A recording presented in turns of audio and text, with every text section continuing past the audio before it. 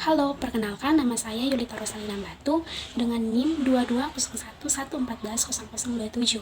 Video kali ini saya akan membagikan materi mengenai transformasi guru sekolah dasar sebagai penggerak kemajuan pendidikan dasar di era revolusi industri 4.0 serta pembelajaran berdiferensiasi dalam kurikulum merdeka.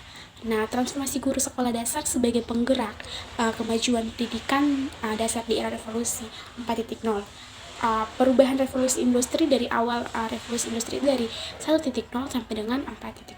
Nah, sebagai seorang guru kita harus lebih mempunyai kemampuan di atas dari siswa kita. Nah, di sini guru adalah seseorang yang bukan saja mengajar, namun guru adalah orang yang membimbing, mendidik, membina, serta membentuk karakter murid-muridnya. Nah, menurut Mulyasa, guru merupakan pelaksana dan pengembangan kurikulum di kelasnya masing-masing. Sebagai seorang guru wajib membuat rencana atau perencanaan dalam pembelajaran. Nah, sebagai seorang guru sebelum membuat rancangan pembelajaran seharusnya mengetahui terlebih dahulu karakteristik dari setiap siswanya, kemudian sarana dan prasarana serta materi yang akan diajarkan kepada peserta didik. 60% guru di Indonesia memiliki kemampuan yang buruk dalam memahami dan memanfaatkan teknologi ini menurut sumber penelitian dari Ikatan Guru Indonesia tahun 2021. Nah, ketika seorang guru hanya memberikan pembelajaran dengan menggunakan metode maka peserta didik akan menjadi pasif atau peserta didik hanya duduk diam dan memerhatikan guru berbicara tanpa terlibat langsung. Nah, sebagai seorang guru kita harus mempunyai kompetensi guru seperti kompetensi pedagogik, kompetensi profesional, kompetensi sosial, dan kompetensi kepribadian. Di dalam ciri pembelajaran abad 21, sebagai seorang guru harus bisa menjadi model atau teladan seperti seorang guru yang disiplin, kreatif, berpikir kritis, inovatif, sehingga terdapat perubahan dalam proses pembelajaran.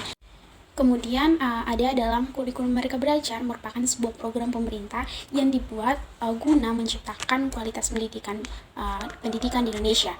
Namun belum tentu kurikulum Merdeka ini mampu meningkatkan kualitas pendidikan di Indonesia karena kembali lagi kepada kita sebagai seorang guru bagaimana kita menyikapi perubahan yang ada dan menyesuaikan diri dengan setiap perubahan kurikulum yang ada. Kemudian tujuan utama dari Merdeka Belajar adalah menciptakan generasi sumber daya manusia yang unggul berdasarkan nilai-nilai Pancasila. Dalam kurikulum Merdeka ini, program yang diutamakan adalah model pembelajaran berbasis proyek, yaitu peserta didik dituntut untuk bisa menggunakan dan menghasilkan produk melalui kegiatan pembelajaran yang inovatif, partisipatif, dan kolaboratif. Selanjutnya yang akan kita bahas yaitu pembelajaran berdiferensiasi.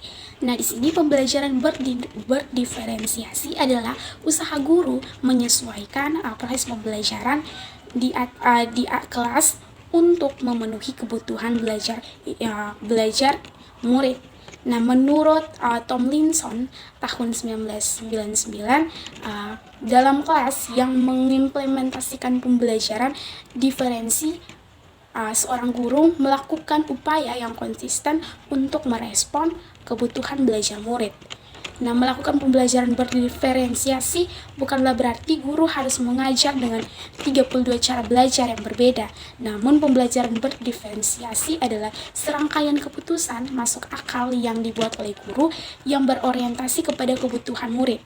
Nah, keputusan-keputusan yang dibuat tersebut adalah yang terkait dengan yang pertama itu kurikulum yang memiliki tujuan pembelajaran yang didefinisikan secara jelas, kemudian bagaimana guru menanggapi atau merespon kebutuhan belajar muridnya, kemudian bagaimana guru menciptakan lingkungan belajar yang mengundang murid untuk belajar dan bekerja keras untuk mencapai tujuan belajar yang tinggi.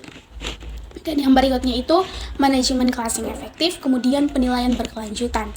Nah, dari pembelajaran diferensi ini memiliki tujuan yaitu yang pertama itu membantu siswa dalam belajar.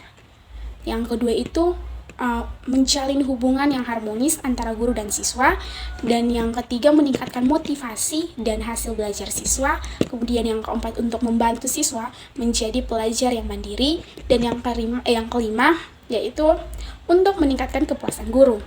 Kemudian ada prinsip-prinsip pembelajaran berdiferensiasi. Yang pertama itu asesmen yang berkesinambungan dalam pembelajaran.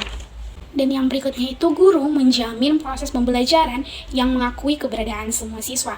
Yang berikutnya itu pengelompokan siswa secara fleksibel, kemudian adanya kolaborasi dan koordinasi antara guru kelas dan guru pendidik khusus. Kemudian guru dan siswa bekerja sama membangun komitmen, kemudian penggunaan waktu yang fleksibel.